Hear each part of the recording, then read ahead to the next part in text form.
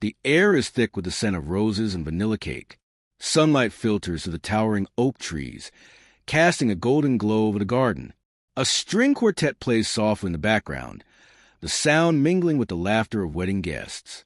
It is a perfect day. At the center of it all, 6-year-old Zarya twirls in her delicate lace dress, a tiny vision of joy. Her satin ribbons flutter as she spins, giggling, the picture of innocence. Across the venue, her brothers Cairo 9 and Zevin 11 chase each other in playful chaos, their laughter ringing to the warm afternoon air. The bride, Nova Hendricks, stands near the dessert table, a radiant smile lighting up her face as she greets guests. And then, a gesture of kindness. Sariah Laru, the groom's ex-wife, steps forward, her expression warm, her voice smooth. "Here," she says, handing Nova a cup of ice cream. "A little treat, my way of saying no hard feelings." Nova, caught up in conversation, smiles. "Thank you so much. Let me just—" Before she can finish, her attention is pulled away. A bridesmaid calls for her, gesturing toward the reception setup. Sarah's phone buzzes in her hand. A call, a perfect excuse to step away. Neither of them notices the small hands at reach up. Neither of them sees Zaria, Sarah's daughter, standing nearby. Neither of them sees the little bride take the ice cream cup meant for the woman about to marry her father. Zarya, delighted, lifts the spoon and takes a bite. She smiles. It's sweet, creamy. She turns, spotting her brothers who race toward her. "I got ice cream," she squeals, excited to share. They each take a spoonful, laughing. Behind them, the wedding carries on. A soft breeze lifts the white drapes surrounding the garden. A photographer clicks pictures. Freezing time. No one realizes what's about to happen. Then a cough. A sharp, unexpected sound cutting through the music. Zarya stops twirling. Her small hands tremble as she clutches the spoon. Another cough, harsher this time. Her body sways. Her brothers pause, frowning. "Z?" Cairo asks, stepping closer. Her little chest rises and falls too fast. Then she drops the cup. The ice cream spills onto the grass. Forgotten. She stumbles. And then she collapses. The laughter dies. A murmur ripples through the crowd. A moment of silence. Then, the first scream. Cairo drops to his knees beside his sister. "Zarya." He shakes her shoulder, but she's not responding. Then his own breath catches. His vision tilts. His arms feel weak. Zevin clutches his throat, his small body trembling. Within seconds, all 3 children are convulsing on the ground. Nova, still standing near the reception setup, turns at the sound of panic.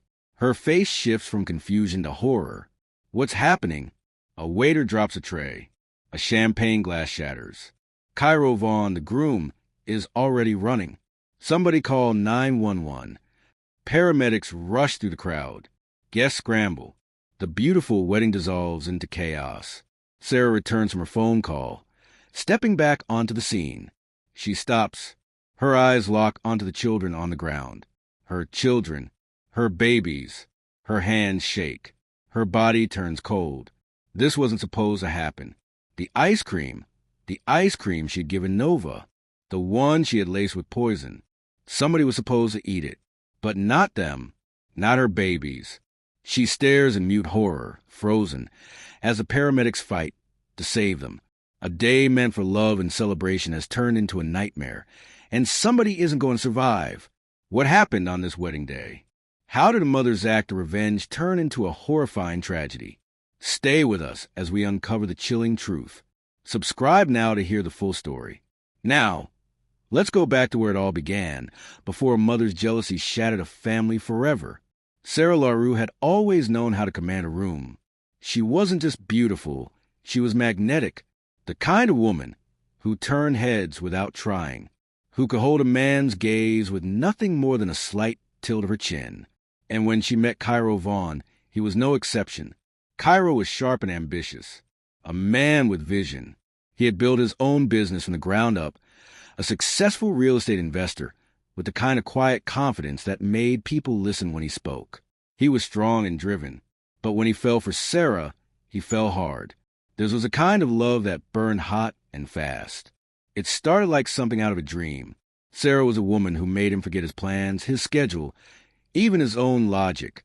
When she walked into his life, everything else seemed a blur. They talked for hours about their dreams, their past, their futures. He loved how passionate she was, how she carried herself like she already owned the world. And in return, she loved how stable he was.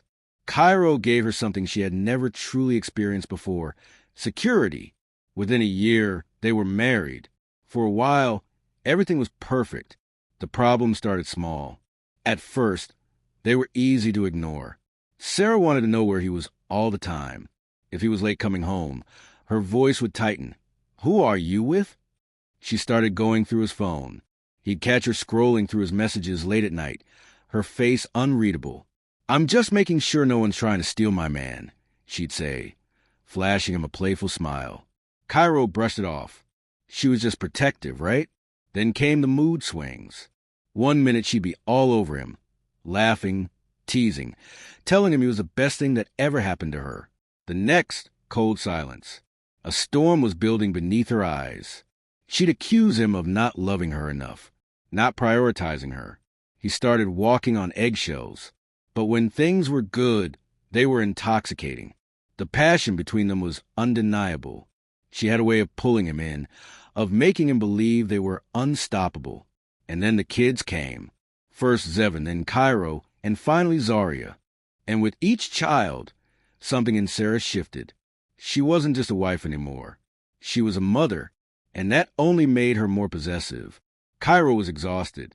Between running his business, taking care of their growing family, and trying to keep Sarah happy, he barely had time to breathe. And nothing was ever enough. If he came home late, he wasn't prioritizing her. If he worked too much, he didn't care about the family. If he wanted a night out with his friends, he must be cheating. And then it got worse. The verbal attacks turned sharper. "Maybe you think you're too good for me now," she said one night, arms crossed as he walked through the door. "Maybe you're out there entertaining other women, while I'm stuck at home raising your kids." "Sarah, stop," he sighed, running a hand over his face. "You're making things up." She wasn't listening. She never listened. And one night, he found out why. Cairo had been ignoring the signs. He told himself he was just paranoid, that maybe he was projecting her insecurities onto himself. But one evening, he got home early. The house was quiet. The kids were with their grandmother. Sarah's car was in the driveway, but she wasn't answering his calls. Something in his gut told him to check, and that's when he saw it. Through the bedroom window, a silhouette, a man's figure. His world shifted. Cairo didn't even remember walking up the stairs. Didn't even remember pushing the door open. All he remembered was her face. Sarah, half-dressed, eyes wide with panic. And behind her, a man he didn't recognize, doing the unthinkable with his wife, in his own house. The room fell into silence. For the first time in their marriage, she had nothing to say. Cairo's hand shook. He wanted to yell, to demand an answer, to ask why. But he didn't, because at that moment he knew everything he'd been fighting for, sacrificing for, it was a lie. Sarah tried to fix it. It didn't mean anything. It was a mistake. "I love you. I love our family." He didn't believe a word. And suddenly, everything felt clear.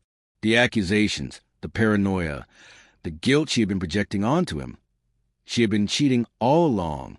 He left that night, and by the next morning he had filed for divorce. Sarah didn't take it well. At first, she begged. Then she threatened. "You'll regret this," she whispered the day he handed her the divorce papers. "You'll see." He ignored her. He thought she would move on. He thought she'd let go. But he didn't know Sariah Laru. He didn't know what she was capable of. Not yet. The divorce should have been the end. It wasn't. From the moment Cairo Vaughn walked out of their home, Sarah refused to accept it. She fought him on everything. The house, the money, the kids, especially the kids. Their battles spilled into courtrooms and lawyers' offices. Late-night arguments over phone calls and unread text messages. But Cairo didn't waver. He had made his decision. And no matter how much she screamed, cried, or threatened, He wasn't going back. Sarah walked into every custody hearing ready for battle. She painted Cairo as an absent father, too busy with work to raise their kids. But his lawyer countered. Cairo had always been present, never neglectful. That hit a nerve. I am their mother, Sarah snapped. I've sacrificed everything.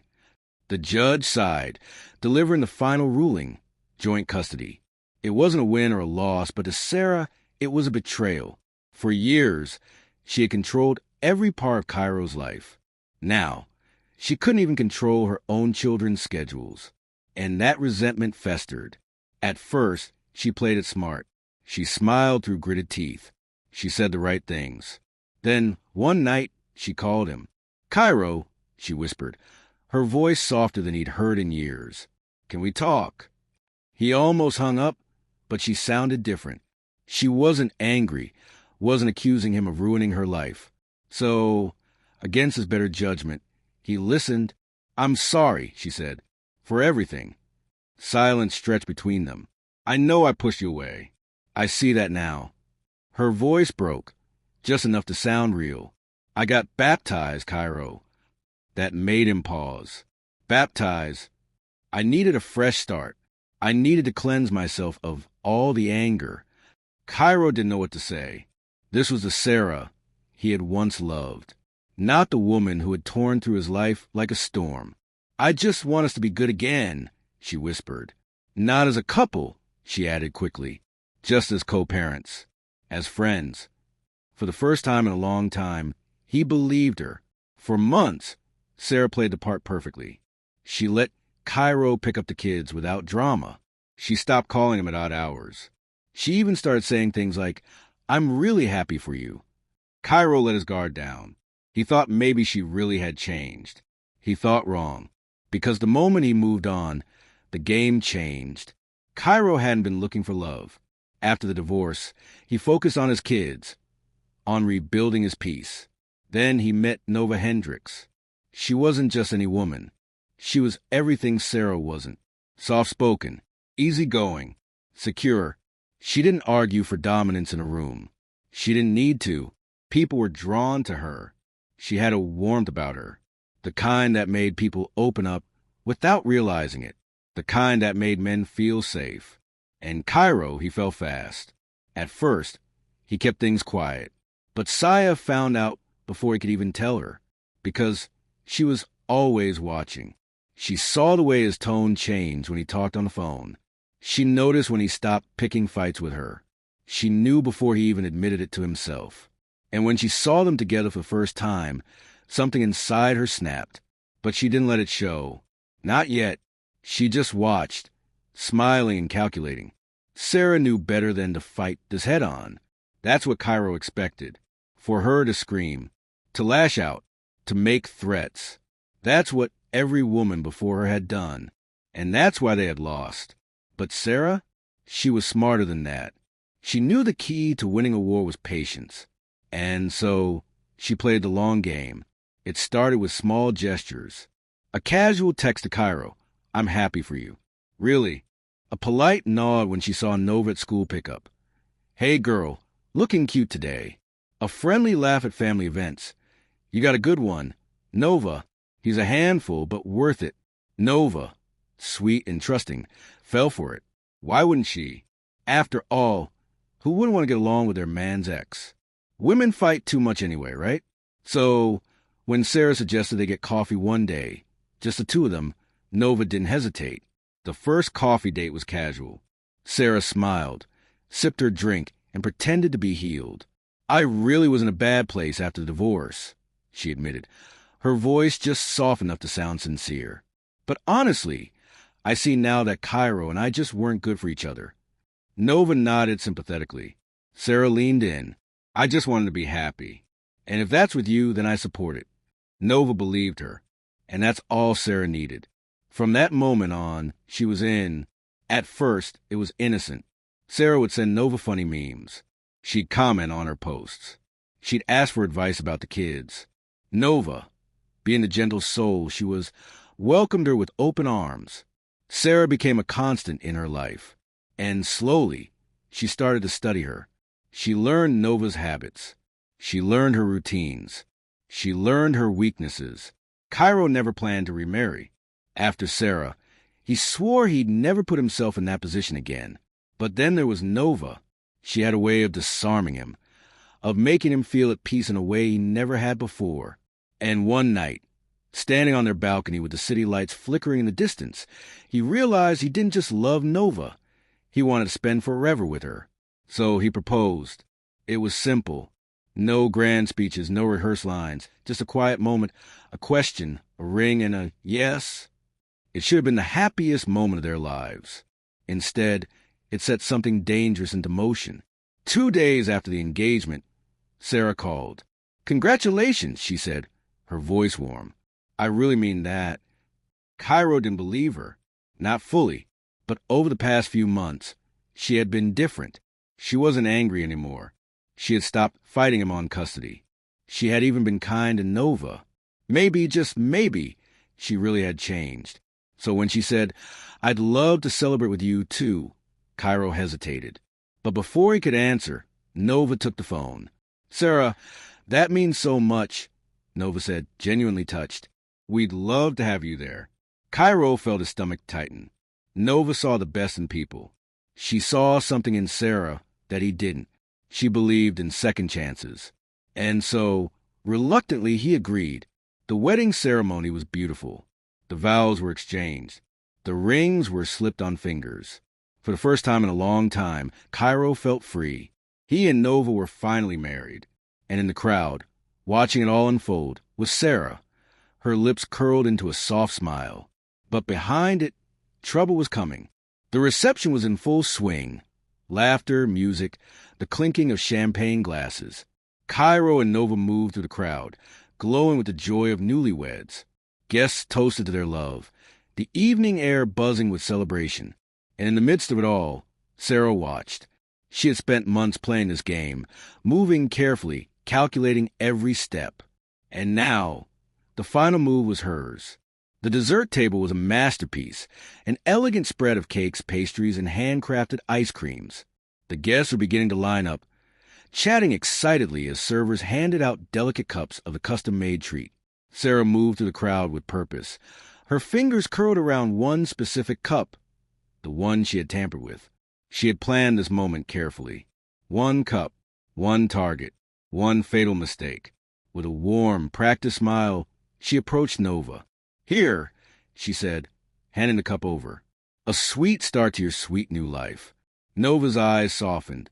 "Sarah, that's so thoughtful." The cup felt cold and innocent in her hands. Sarah forced a smile. "You deserve it."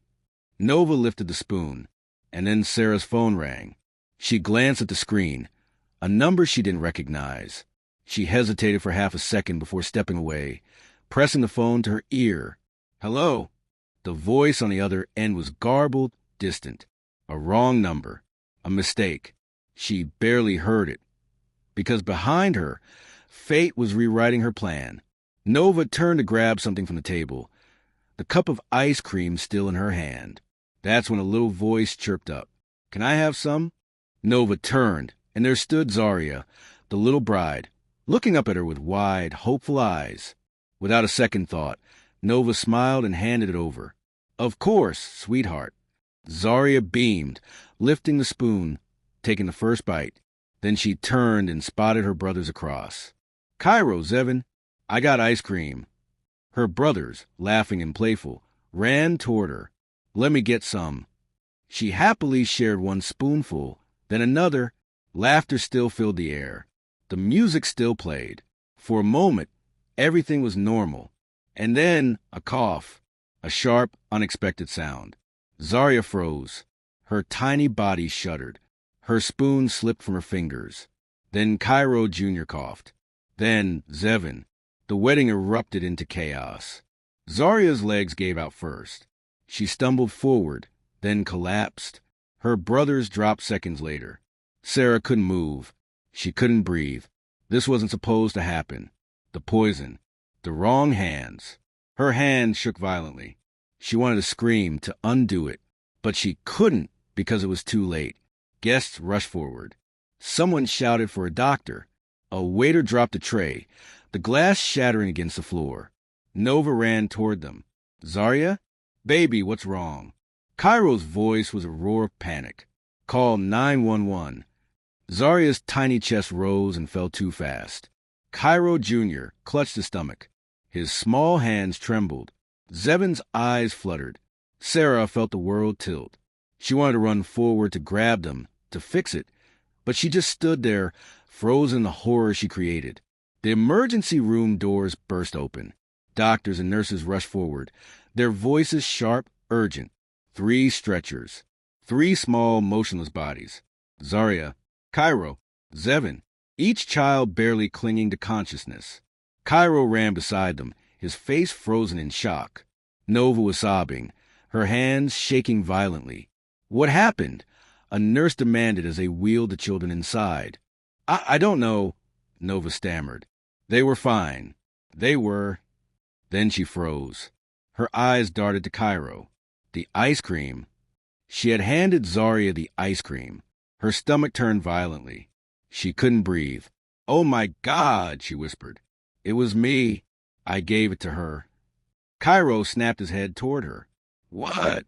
His voice was a whisper, but his eyes, they were screaming. Nova's face crumbled.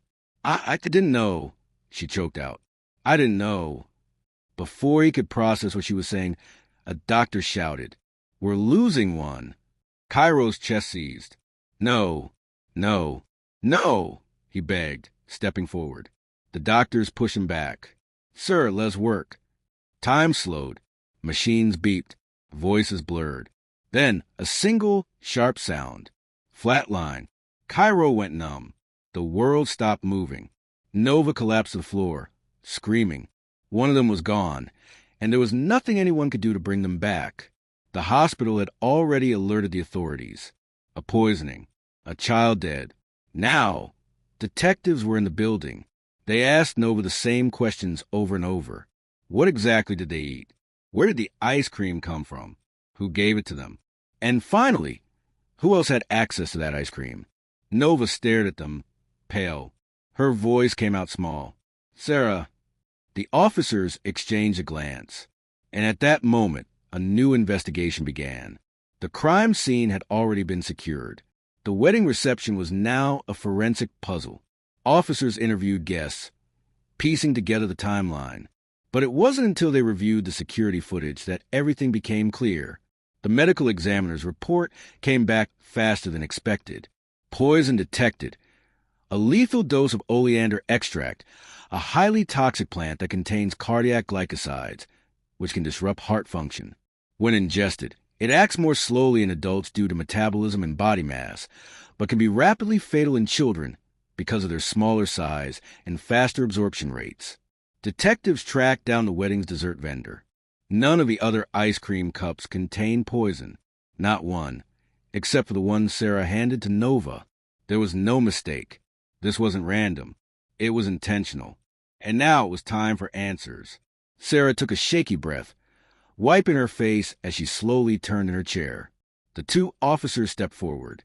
Detective Marcus Graham spoke first. "Sariah Laru, you are under arrest." For a moment, she didn't react. The words echoed in her ears, but they didn't feel real. Not here. Not now. Not while her son was still fighting for his life. She opened her mouth, but no words came out. Then, the cold metal around her wrist, the sharp click of handcuffs locking into place. Outside the hospital room, Cairo stood frozen. He had been walking toward Cairo Jr.'s room when he saw them. The detectives, the handcuffs, Sarah's tear-streaked face. A cold rage settled into his bones. He should have felt satisfaction, relief, but all he felt was emptiness. She had done this. His children had paid the price. And yet she still sat there crying, as if she were the victim. Sarah was good at lying, but the police were better at catching lies. She denied everything. "I would never hurt my children. I had nothing to do with this." "You're wrong." But the detectives had evidence. The footage, the toxicology report, the witness statements. Would she confess? Or would she keep up the act until the very end?